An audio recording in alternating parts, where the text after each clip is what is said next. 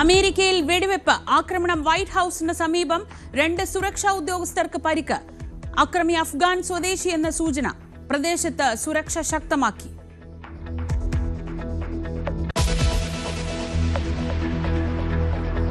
ശബരിമല സ്വർണ്ണക്കൊള്ളയിൽ പത്മകുമാറിനെ ചോദ്യം ചെയ്ത SIT. ഗൂഢാലോചനയുടെ ചുരുളഴിക്കാൻ അന്വേഷണ സംഘം. കസ്റ്റഡി കാലാവധി ഇന്ന് അവസാനിക്കും. സന്നിധാനത്ത് ഭക്തജന തിരക്ക്.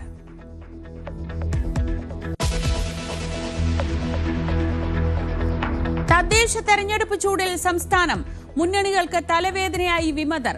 CPM-ഉം കോൺഗ്രസും രാഷ്ട്രീയ ഇരട്ടകളെന്ന് രാജീവ് ചന്ദ്രശേഖർ. പ്രചാരണത്തിന് പുതുവഴികൾ തേടി സ്ഥാനാർത്ഥികൾ.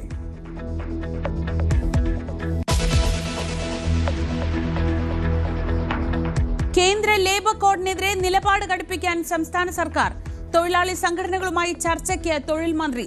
ശക്തമായ പ്രതിഷേധം അറിയിക്കാൻ ഇടത് യൂണിയനുകൾ. യോഗം ഉച്ചയ്ക്ക് 12 മണിക്ക്.